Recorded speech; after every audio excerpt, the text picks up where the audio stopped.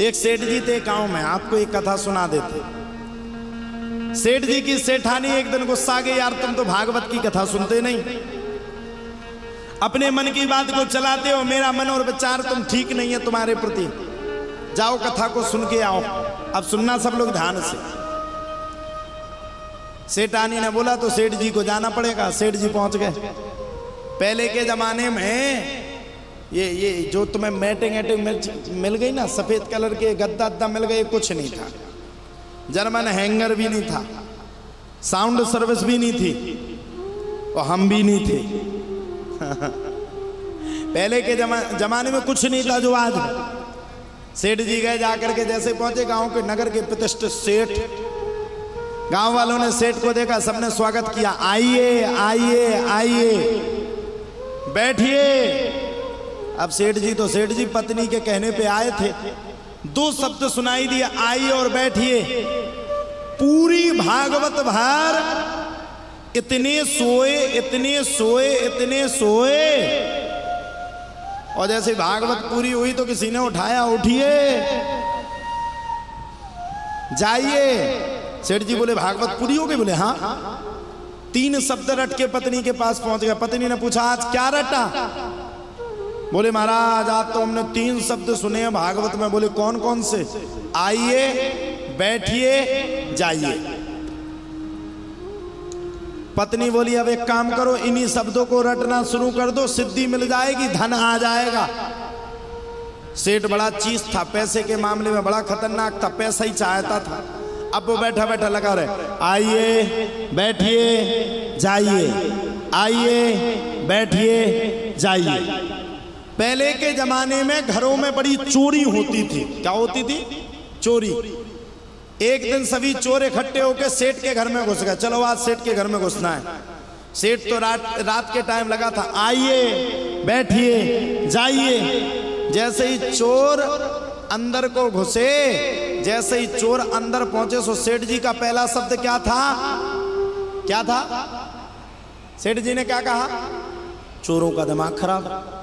अभी तक तो महाराज जी को लोग बुला करके सेवा करते थे, अब चोरों को कौन सेवा कर रहा? चोर ने सोचा नींद में होगा यार। जैसे ही चोर आगे बढ़े, वैसे ही दूसरा शब्द क्या था? चोरों का दिमाग खराब, पकड़े गए। आज नहीं बचेंगे, आज तो सेठ खूब पिटाई लगवाएगा, और सुबह पंचायत में पता नहीं कौन सा दंड दे। सबरे चोरों ने सोचा ये तो पगला गया, एक काम करो अपन लोग भागने लगो। सब उसका घर छोड़ करके भागने लगे। सो तीसरा शब्द क्या था? क्या था? जैसे ही सेठ जी ने कहा जाइए, चोरों का दिमाग खराब, पक्का पुलिस में पकड़वाएगा, मरवा डालेगा, ना घर के बचेंगे ना घाट के। बेचारे जो कमाए हुए धन लिए थे वो ला करके सेठ जी के चरणों में रख दिया, प्रभु क्षमा कर दो, आगे से ऐसी गलती नहीं होगी। सेठ जी ने आंखें खोली, बारी पत्नी, कहा था ये तीनों बातें रटो तो धन मिल जाएगा। देखो तो कितना धन है, और फ्री में आदमी सेवा कर रहा। चोरों ने दौड़ लगाई और भाग गए। सेठ जी ने अपनी पत्नी को पूरा धन दिखाया। यानी कहने का सीधा सीधा मतलब यह है कि उनने भागवती सुनी, मात्र 3 शब्द सुने, 3 शब्द ने सेठ के घर की पूरी चोरी को बचा दिया और लौट करके धन दे दिया। जिस दिन वो भागवत सुन लेगा उस दिन साफ क्या होगा? क्या होगा? भगवान सहज भले से मिलने वालों में से नहीं है।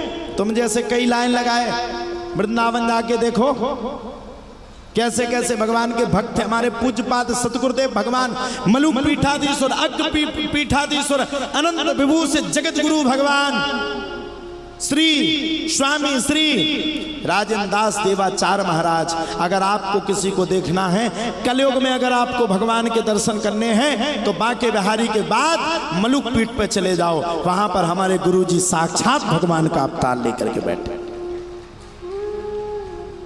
दुनिया के आडंबर से उन्हें 1 मिनट भी मतलब नहीं। दुनिया का आडंबर वो 1 सेकंड भी पसंद नहीं करते हैं साहब, वो है गुरुजी। चमक धमक पे हमारे गुरुजी भरोसा नहीं करते। अब हम लोग तो पहने हैं चमकीले कपड़ा, फिर भी गुरुजी की अनुमति लेके आए थे। गुरुजी ने कहा कोई बात नहीं, आज के बालक हो। गुरुजी ने मुझसे ये भी कहा, दुनिया तुमसे कुछ भी कहे, दुनिया तुम्हें कुछ भी समझाए, लेकिन तुम्हारा कर्तव्य है कि ये लोग कितने भी अधर्म पे भागे, भागवत का संपूर्ण मूल अर्थ ही सुना करके आना, यहां वहां की घी चुपड़ी बातें कभी मत सुनाना। ये है ये संत। तुम जैसे कई लगे वृंदावन में चले जाओ, इतने लाइन पे लगे, एक से एक लोग लाइन पे लगे, वो है वृंदावन। वृंदावन से संयोगात् पुनस्तुम तरुणी नवा, धन्यम वृंदावनम तेन भक्ति नेत्यति अत्र चा। वो है वृंदावन। क्यों रेणु बहन जी, वही है ना वृंदावन। रेणु बहन जी हमसे बड़ी गुस्सा है, इनका हमने पर्चा नहीं बना पाया। कोशिश कर करके परेशान है, सफलता मिल नहीं पा रही। चिंता क्यों करती हो, अब तो सफलता आपके पास ही आ गई है, कुछ दिन के बाद आपको भी सफलता प्राप्त हो जाएगी। है? हम तो ऐसे हैं, बीच के बीच किसी की भी अर्जी लगा देते, हमारे मन में चला हम चला देते। हाँ, चिंता मत करो। अब राजनीति के लिए तो हम बोल नहीं सकते। किसी ने इनसे, अभी इनको पता चला दरबार भी नहीं लगना, तो दुखी हो गई। क्यों? भगवान मैंने कभी किसी का बुरा नहीं किया, इस हाथ से आए इस हाथ से जाए, मेरी अर्जी क्यों नहीं सुन रहे? हमारे दादा गुरु ने कहा भागवत बाद में सुना देना, रेणु बहन जी की पहले अर्जी सुना दो। अच्छा बहन जी, इससे पहले कभी आप मुझसे मिली? हाँ हाँ, तो ये बालाजी की असीम कृपा है, कब किस पर किस समय किस परिस्थिति पे कृपा कर दें, और किसको कब राजा बना दें और किसको कब रंक बना दें, ये हमारे बालाजी की शक्ति है। तो आप सोच रही थी, तार से तार मिल गए, काम हो गया। चिंता मत करो, धन मिल जाएगा, तुम्हें जितना चाहिए उतना मिल जाएगा, रख लेना अपनी पोटली में। नहीं चाहिए? क्लियर? फिर क्यों कहा था मन में कि आए और हम देते जाएं?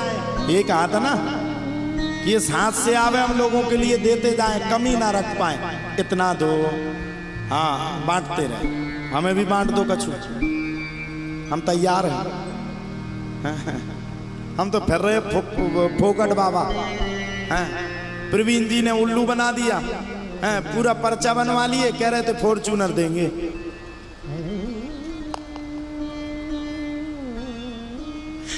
उनकी पत्नी ने ये तो तैयार थे देने, धर्म पत्नी ने रात के टाइम समझा पागल हो गए का, बाबाओं के चक्कर में सब थोड़ी पहन दोगे। कोई हरियाणा नंबर हो तो दे देना सड़ी सड़ाई।